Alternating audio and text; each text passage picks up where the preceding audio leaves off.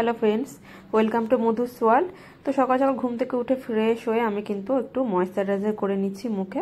আর তারপরে আমি একটু রোদে বসবো। পূর্ব দিকের রোদটা কিন্তু সকালবেলা খুব ভালো লাগে বসতে। আর তারপরেই কিন্তু আমি জল ভরার জন্য সুইচটা কিন্তু অন করে দিলাম, অ্যাকোয়াগার্ডের সুইচটা।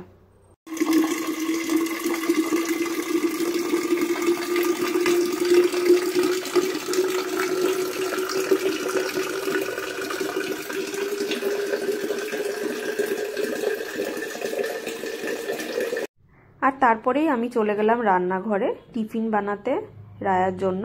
কেন, যেহেতু স্কুলে যাবে, স্কুলের টিফিনটা বানাতে হবে, সেই জন্য আজকে ও বলেছিল আমি ব্রেড টোস্ট খাবো। তো সেই মতোই কিন্তু ব্রেড টোস্ট বানিয়ে দিলাম। আমি ঠিক এইভাবেই ওর জন্য বানাই, ডিম দিয়ে। আর ও খুব এটা ভালোবাসে, কারণ ও একদম বাটার খেতে চায় না, ওই জন্য এইভাবেই ওকে ব্রেড টোস্টটা করে দিই। আর তারপরে রায়া সকালে ঘুম থেকে উঠে বলেছিল আজকে আমি ভাত খাবো না, ভাত খেতে ইচ্ছে করছে না, মানে স্কুলে যাওয়ার সময় আমি হরলিক্স খেয়ে যাব। তো ওই জন্য আমি আজকে আর ভাতটা ওর জন্য করিনি, নাহলে সকালে কিন্তু আমি গরম গরম ভাত ওকে করে দিই। তো ওই জন্য আজকে ওকে হরলিক্সটা দিলাম, ওটাই ও খেয়ে গেল। এবার রেগুলার তো একই খাবার ভালো লাগে না, ভাত খেতে হয়তো রোজ ভালো লাগে না, ওই জন্য যেদিন যেদিন ও বলে ভাত খাবো না, হরলিক্স খেয়ে যাবো, সেদিন আমি ওকে আর ভাতটা দিই না। আর সকালে খুব তাড়া থাকে, দেখো তাড়াতাড়ি করেও কিন্তু চটপট করে ব্যাগটা নিয়ে নিল, কেন বাস কিন্তু কাছাকাছি চলে এসছে। জিপিএস দিয়ে দেখলাম যে একদম সংহতি মোড়ের কাছেই চলে এসেছে, ওই জন্য ও তাড়াতাড়ি করে ব্যাগটা নিল। আর একটা ডায়েরি, স্কুলের যে ডায়েরিটা সেটা ভুলে যাচ্ছিলো, সেটা নিয়ে নিল, নিয়ে কিন্তু ও নিচে নেমে গেল। আমি রেগুলার ওর সাথে নামি, কিন্তু বাস যেহেতু একেবারেই চলে এসছে কাছে, ওই জন্য আজকে আমি আর নামলাম না ওর সাথে। তো এরপরেই কিন্তু আমি রান্নাঘরে চলে গেলাম, যেরকম করি রোজ। মানে রান্নাঘরে এখানে মানে ডাস্টবিনের কাছে একবারে নোংরাগুলো পড়ে থাকে, যেগুলো আমি রান্নাঘরে মানে এইভাবেই রাখি। রাত্রিবেলার গোছাতে ইচ্ছে করে না, সব ঘরের যত নোংরা থাকে, ময়লা থাকে, সেগুলোকে সব এখানে এনে রাখি। আর পরের দিন সকালবেলা ঘুম থেকে উঠে আগে আমি এইগুলোকে গোছাই, সব প্যাকেট প্যাকেট করে রাখি। এবং রায়াকে যখন বাসে তুলতে যাই তখনই কিন্তু সুইপার দাদাটা হুইসেল দেয়, হুইসেল দিলে আমি এগুলো সব নিচে দিয়ে আসি। রোজ তো এগুলো করতে ভালো লাগে না, কিন্তু কিছু করার নেই, এগুলো আমাকে তো করতেই হবে এই কাজগুলো। তো মেয়ে তো রাত্রিবেলা করে সারা দিন এসব করে নোংরা করে রাখে, তারপর আমি গোছাই। আর তারপরেই দেখো আমি চলে গেলাম লিভিং রুমে।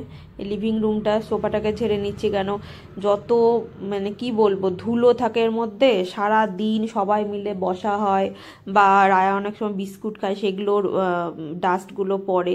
তো সেই জন্য আমাকে প্রত্যেক দিন এটা কিন্তু ঝাড়তেই হয়।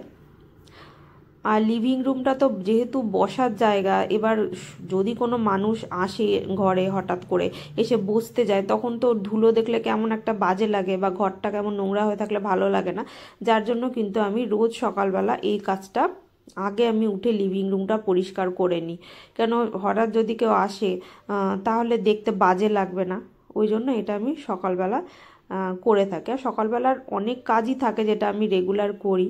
আর দেখো আমাদের বড় জানলাটা দিয়ে কি সুন্দর রোদ আসে, খুব ভালো লাগে। সোফাটা ভর্তি পূর্ব দিকের রোদ, রোদে বসতে কিন্তু খুব ভালো লাগে সকালবেলা, শীতের সকালে। আর তারপরে দেখো আমি জামা কাপড়গুলো ভাঁজ করে নিচ্ছি। এইটা আমি কি বলবো, আমার জীবনের সব থেকে বিরক্তিকর কাজ হলো এই জামা কাপড় ভাঁজ করা। আমি কাপড় কেচে নিতে পারি, ওটাতে আমার কোনো কষ্ট নেই, কিন্তু ভাঁজ করাটা আমার একটুও ভালো লাগে না করতে। প্রতিদিন মনে হয় যে কেউ যদি করে দিত ভালো হতো, কিন্তু কি করবো বলো, কিছু তো করার নেই। এটা তো আমার ডিউটি, আমাকেই করতে হবে, আমার সংসার। আর যদি আমি না করি তাহলে তার কেউ যে করবে, মেয়ে ছোট, মা অসুস্থ, তো এবার হাজবেন্ড থাকে না, তাহলে আমাকেই করতে হবে। তো যাই হোক, এরকমই সকালবেলার কাজগুলো এভাবেই করি আমি। আর তারপরেই চলে গেলাম মার ঘরে। মাকে দেখছি মা একদম স্নান টান করে সুন্দর করে সেজে গুজে বসে আছে। তো মাকে এরকম ফ্রেশ দেখতে খুব ভালো লাগে। তো যাই হোক, তোমরা আজকের ব্লগটা কিন্তু আমি এখানেই শেষ করছি। তোমরা কিন্তু সবাই খুব ভালো থেকো, সুস্থ থেকো, আর দেখা হবে পরের কোনো ব্লগে।